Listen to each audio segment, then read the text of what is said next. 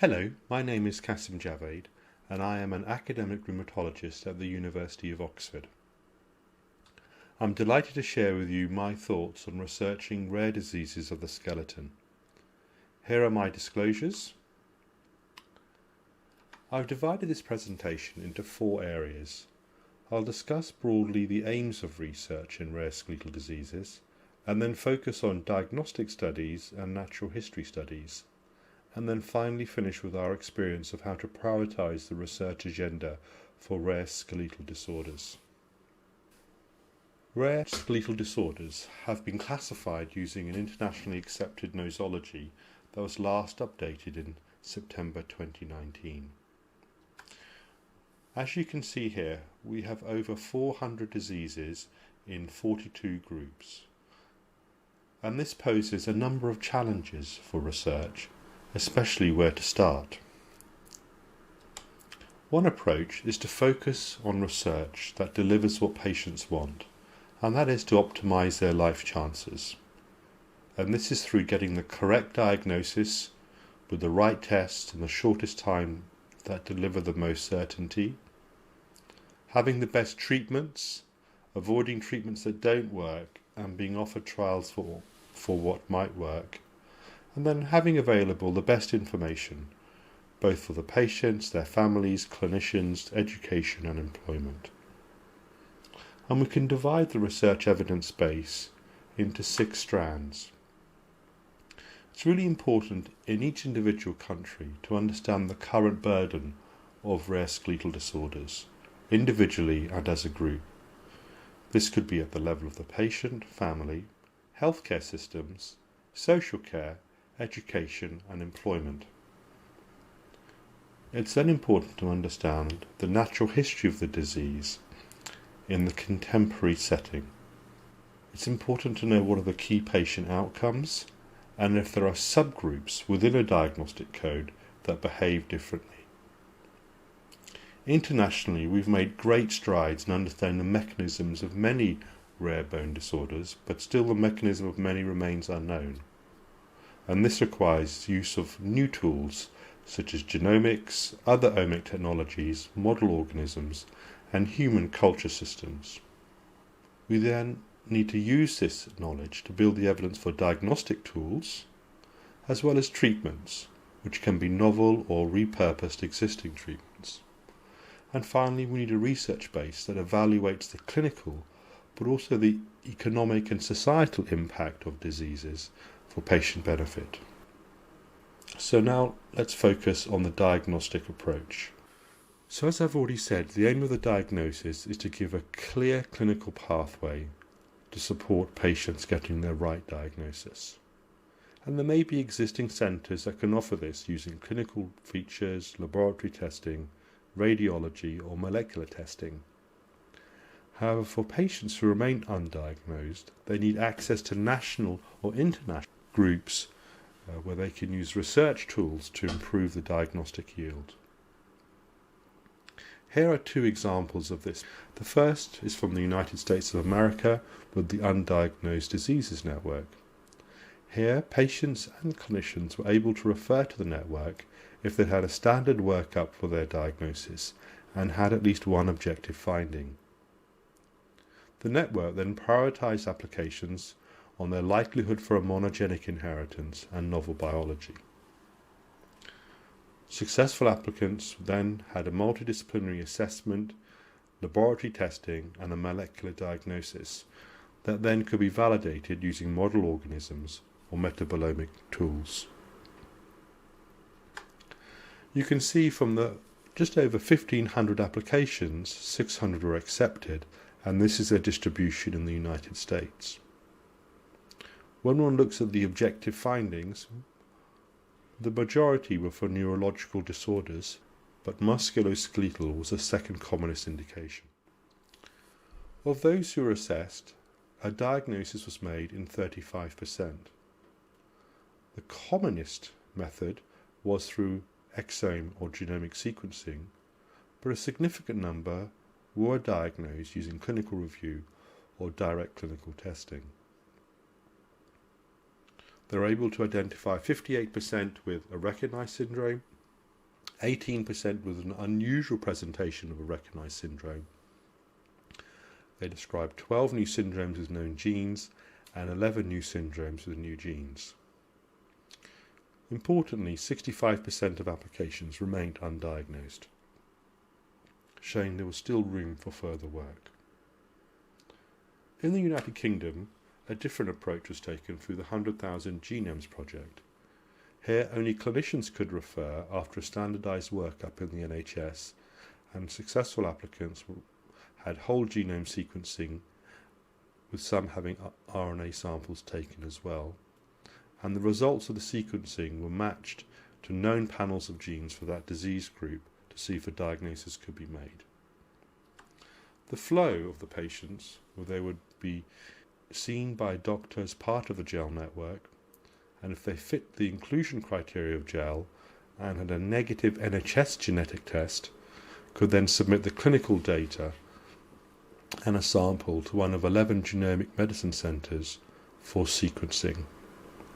Of the variants that were found, a comparison was made to a panel of genes that was specific for that disease group, and if a positive result was found in a Tier 1 or Tier 2 result, this information was fed back to the doctor who would inform the patient.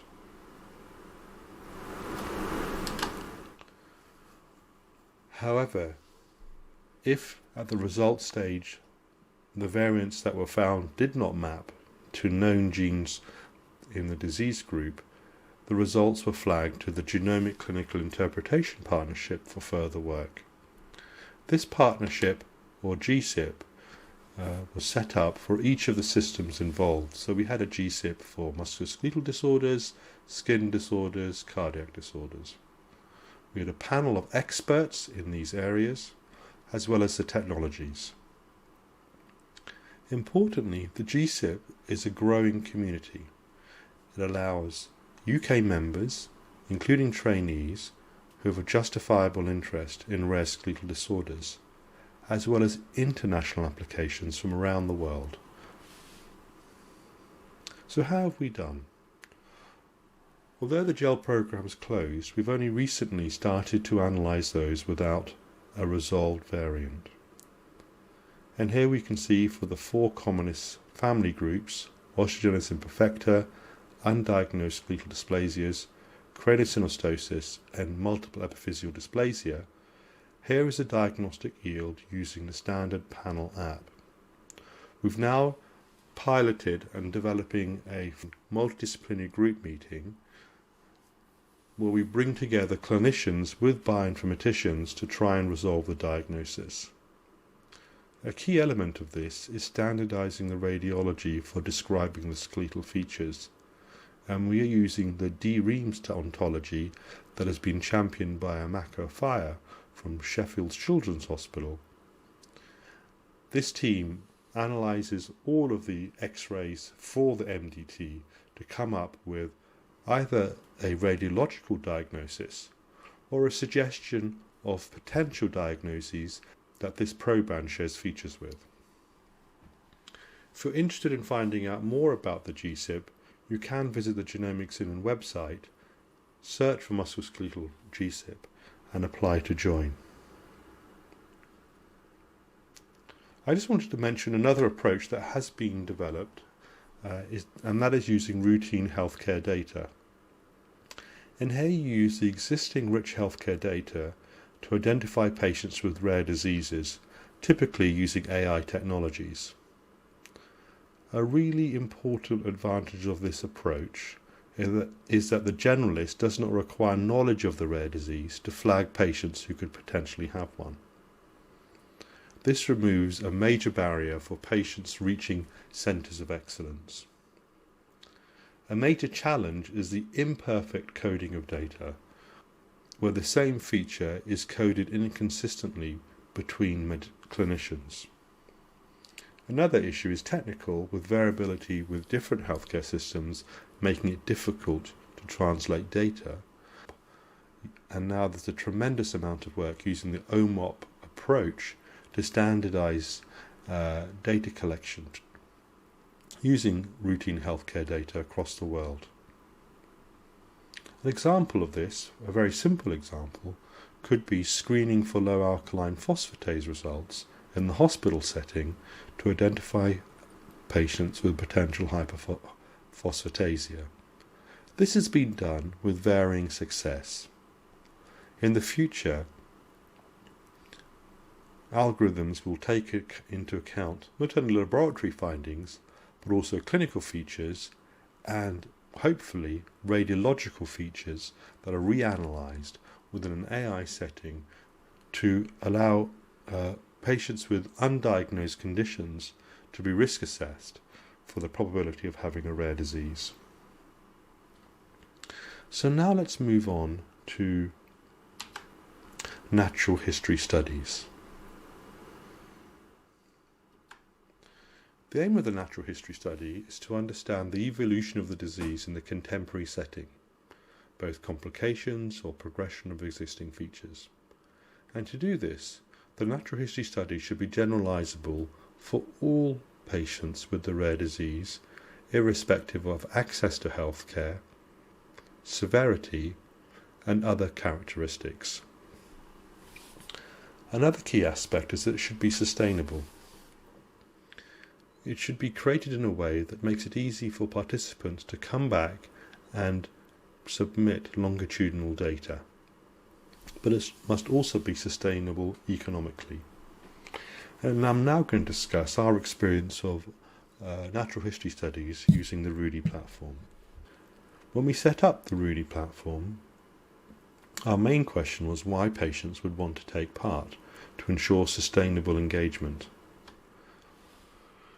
And following a forum, what patients said their main aim was to have a repository online of their medical history that they could access and share with other clinicians. While we couldn't access the hospital record and put it onto their own website, what we could do was ensure that whenever participants entered any data, whether it was quality of life data from questionnaires or key event and diagnostic data, they could access this using a secure platform. So RUDY is a rare and undiagnosed diseases study. It's been set up to afford a patient registry, initially for patients with musculoskeletal disorders, but now any disease is eligible to join the study. A key feature is that it is patient co-produced, and we have a very active patient forum that helps us understand the future direction of development.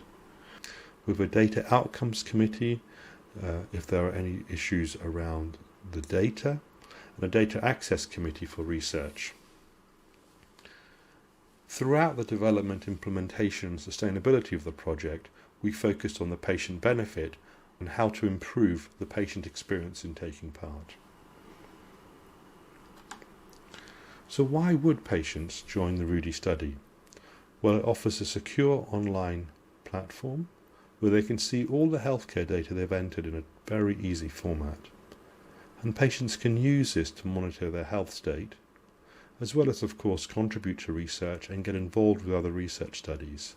And by using this, we hope to improve long-term engagement. Researchers like the RUDY study because it has quite a rich data set from patients on their diagnostic journey, how their disease is altered over time, but also complications and treatment responses they've had. And some researchers have used the RUDY study to understand the inclusion and the exclusion criteria, as well as use it for sample size calculations by understanding the variability of outcomes. A critical benefit is that it offers a phenotype cohort for future research. One immediate question we had was, do we need to construct 461 different databases, one for each of the genetic skeletal disorders, or have one overarching database with common and disease-specific content? Because of our resource allocation, we could only really build one database and have taken the second approach in the United Kingdom.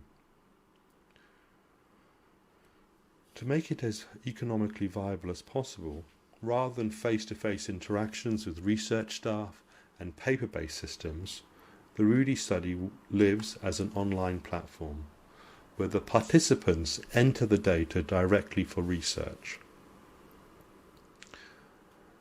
This is very important because it removes numbers of layers of costs and improves the efficiency of the platform.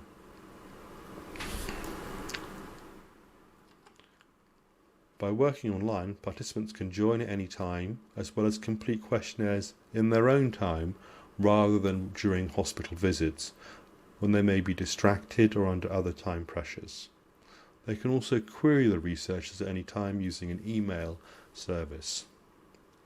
It meets all the data security requirements, and there's a very strong data protection where only the participant and the RUDY administrators can see their personal information.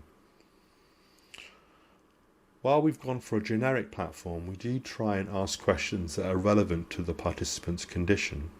And as I've already said, they can see their own data, their own disease record, but also see how researchers are using their data. I'll now show you the breadth of questionnaires that are available on the platform. There are two types of data entry. One is using validated questionnaires across a range of features, all completed by participants. This includes generic measures of quality of life, questionnaires around sleep, pain, mental health, fatigue, activities of daily living, as well as specific questionnaires that have been developed such as cancer, myeloma and vasculitis. We have a smaller range of paediatric questionnaires, but we also have forms that collect timeline-specific data, such as a diagnostic history, fractures, medication use, transfusions, and forms that are specific to a diagnosis, such as myeloma treatment at the time of diagnosis, and fibrous dysplasia classification and staging. You can find out more information by going to the RUDY Study website and clicking the Find Out More button. We've also developed an animation by one of our participants that helps describe the study, and in the library you'll find all the study documents in terms of how to register, the patient information sheet, as well as the consent forms. If you select the Researcher tab, you'll have access to a brief description of the RUDY study, an analysis plan template, as well as a data dictionary. If reading this, participants are keen to join the study, they can sign up now and complete a very short form online where they describe that they have the rare disease. They may be registering as a parent or guardian for a child with a rare disease, or they're a family member of a person with a rare disease. They then enter their name, and once they've completed this basic information, they can enter their diagnosis. And we use a lookup table with predictive text linked to the Orphanet database of over 7,000 diseases. So, for example, if they enter the term myeloma, all of the myeloma-related terms come up, which allow participants to enter their diagnosis. Or they can enter it as free text, and every few months the RUDY team go through all the free text diagnoses, and where possible link them to Orphanet codes, and where there's uncertainty we then contact the participants for more information. Once they've entered their data, about their diagnosis, they are then asked if they understood the patient information sheet, the aims of the study, and if they have no more questions, they go to the dynamic consent page. Dynamic consent is gaining momentum within the research community and has really been led by Professor Jane Kay at Oxford. And it's a very simple concept where we take the importance of informed consent, where you have the information, understand the information, and freely agree to take part. But importantly, we recognise that this is not a decision that's fixed over time and may change. And to incorporate this in our platform, there are a number of components to the RUDY study that participants can either agree or disagree with. In our experience of over 3,000 participants, most patients agree to most of the elements, and feedback from qualitative studies has shown this is because participants feel that because they have the ability to change their mind, They're much happier agreeing to something in the first place and then coming back later to change their mind. Recognizing that electronic systems can't offer the same richness of experience than a face-to-face consultation, if participants do have any questions, they can click here and arrange a time to discuss the study over the phone with a RUDY study coordinator. Once they've completed the consent page and they're happy to join the study, we have a simple feedback form about the level of information, and participants are then ready to enter more information in their own private RUDY study profile. The RUDY study page is divided into a to-do page with questionnaires, a profile page about them, and a timeline page where they can see their information. They can ask questions to their study team using this feedback form, or highlight the study team if there are errors or if they're having urgent problems. At all times they have access to the library of the patient information sheet and other key tools. So what sort of forms do we have? I've already described them in part, and this is how it looks. We've taken a colour-coded system where we have forms that have not been started in blue, ones that are in process are in orange, and ones that are completed are in green. We take advantage of the digital system to actually develop interfaces that work on phones, tablets, as well as laptops and desktops across both Apple and PC and Android technologies. For example, this is the form of fibrous dysplasia, where we developed a mannequin where they can select the bones that they think are definitely or possibly effective, if they've ever broken a bone, if they've ever had pain in their bone or surgery. And then from the patient forum, we ended questions about deformity and how this has affected their self-esteem.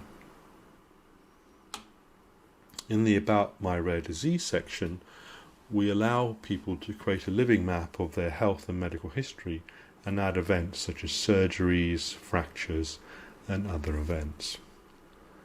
I'm just going to spend a little bit of time talking about the diagnostic history, and here they can enter how they were diagnosed, from the date and initial symptoms, primary care and secondary care interaction, to when they got their final diagnosis and where that was made, and what other diagnoses they were given, as well as other specialists they saw.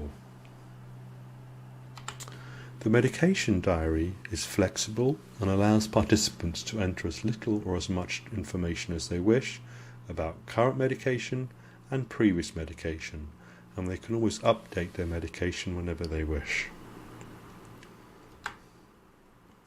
On their profile page, they can update their address, telephone number, their diagnosis, their diagnostic history and ethnicity, as well as who their general practitioner is, their key consultants, edit their consent settings, and add other studies they're involved in.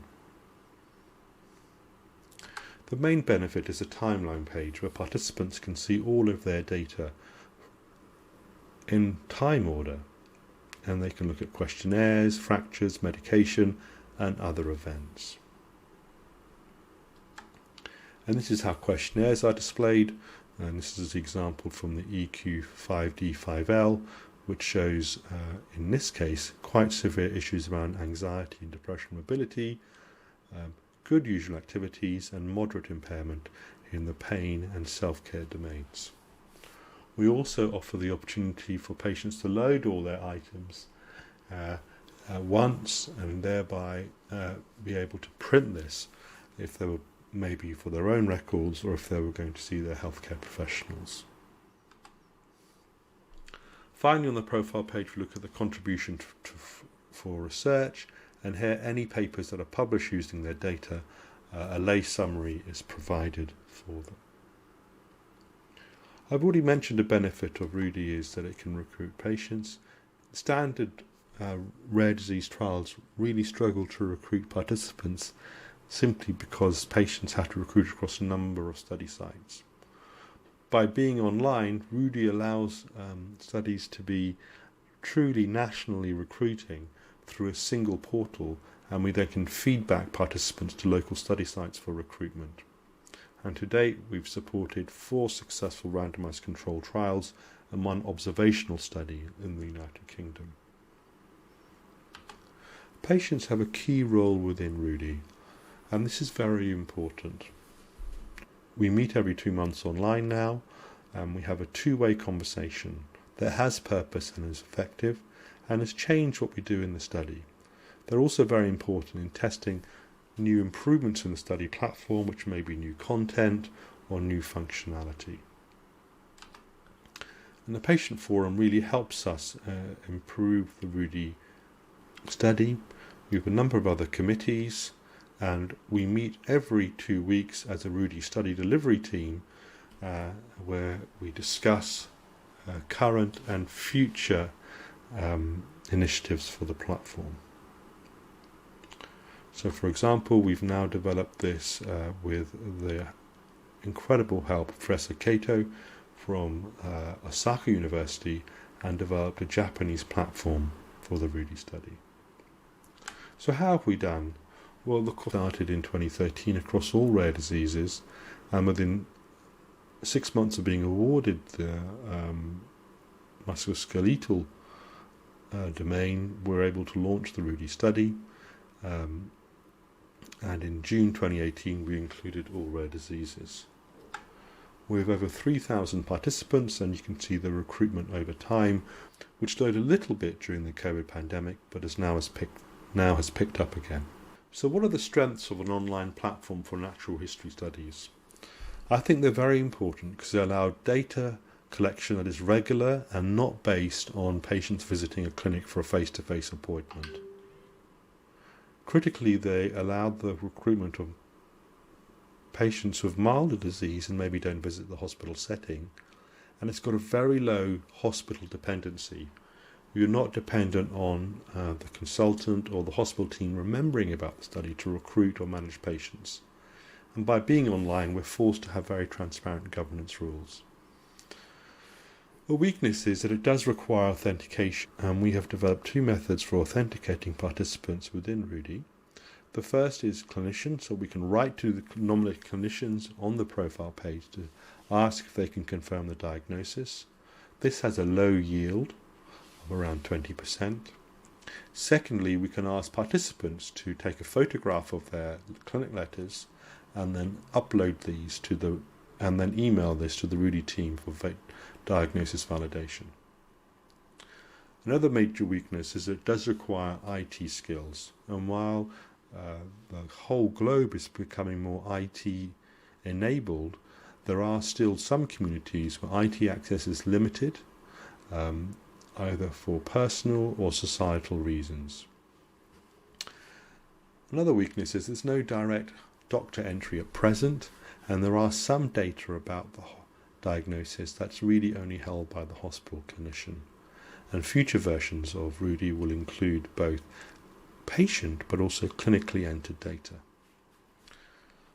A major opportunity is that it's fully scalable. With most studies, the more people you want to recruit, the bigger the study team has to be. This is not the case with RUDY. While if you have more participants you may get more queries, it is not a linear association, and demonstrated that you can run 3,000 person study with a very small study team. It's very easy to expand to other disease groups. This simply means linking the diagnostic code that's offered with a predefined set of questionnaires, so people get forms that make sense to them. Another major opportunity is because we engage with patients very closely, it naturally increases patient engagement with the clinicians, academics, in that disease area for that area. And we've seen this across now a number of disease groups. A threat is information governance, and information governance is very important as internet security becomes a higher priority. So I've summarised how research should link to rare disease needs, how you can integrate research into the diagnostic journey, and then the benefits of natural history studies, of having a single platform across rare diseases and web-based platforms. I'm now going to finish by discussing how to prioritise research. It is accepted that most academic research does not effectively address the needs of patients and clinicians. This is a quite uncomfortable term for most researchers to have to face. And the solution is to use patients and clinicians and not researchers to identify research priorities. How have we done this in the United Kingdom? Well, we've liked the term patient-centred research.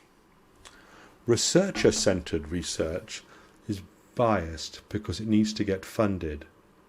Another reason is that most research is not reproducible. Economically centred research needs to maximise the profit and really fund studies that are low risk and build on existing research expertise. And politically centred research, where there's alignment with the priorities of the funder, whether local, regional, national or commercial. But we really think patient-centred research is the way forward. And you have to realise there are different stakeholders.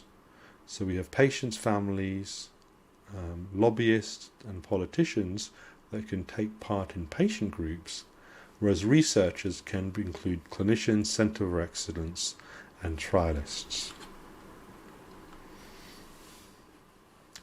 And what we need to build is a long-term relationship with patient groups of different levels, build their capability to take part in research with the knowledge, experience and processes, their capacity, self-confidence and autonomy, and by doing this we'll have better research topics.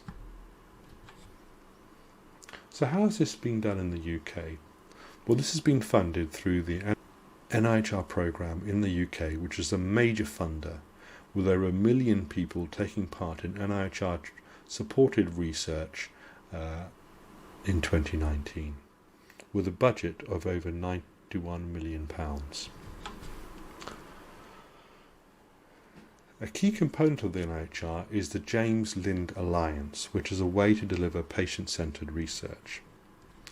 James Lind ran the first randomised controlled trial for scurvy, which was a terrifying disease with extreme tiredness, mental issues, as well as physical complaints with bleeding gums, joint effusions, anemia, and death. And he randomised patients to either receive oranges and lemons, seawater, cider, vinegar, or sulfuric acid, and was able to show within 6 days of orange and lemon therapy he cured scurvy. And the aim of the James Lind Alliance is to bring together clinicians, patients and carers to discuss research priorities. And this is fundamental in that researchers are not included in this group. So how does this happen? Well, the first step is to create a priority setting partnership. From then, we collect the views of patients and clinicians to understand what's the research scope within the area, and then prioritise. The partnership is a very important component, with a chairperson, support staff from the James Lind Alliance, and then a group of patients and carers and clinicians. Everyone has an equal voice, and we work together to jointly identify uncertainties that are key for research. There is a guidebook for doing this that you can look online, where we create a steering group, gather the uncertainties, check the evidence, priority set, and then publish the top 10 priorities. And we did this for adults with rare musculoskeletal disorders in 2016, and over 2 years we published our final findings. And here were our top 10 research priorities. The first one was to define a good outcome for treatment in rare bone metabolic disorders, as without a good outcome we can't measure how treatments would how well treatments work, issues around pain, psychological impact, prevention, fatigue, surgery, long and short-term benefits, effect of aging, non-skeletal effects of rare metabolic disorders, dental issues, and then why groups of people with the same genetic mutation have different symptoms. As I've said, there are a number of templates that can be used to help speed up setting up these partnerships and the steering group that you can access. An important outcome is that the priorities can then be accepted by UK funding agencies, that they are an acceptable reason for research, and used by patient groups to identify calls for funding. So I hope I've been able to share with you different ways we can tackle research into the current burden of diseases, progression, mechanisms of disease, diagnostics, treatments and evaluation. I'm really grateful for everyone who's taken their time to help us in the RUDY study and support international researchers to develop new tests and treatments, especially for fibrous dysplasia. I work with a fantastic team in Oxford, the team in IOF for Capture the Fracture, the Fracture Prevention team, and the RUDY team. Thank you very much for your attention, and I'm happy to take any questions.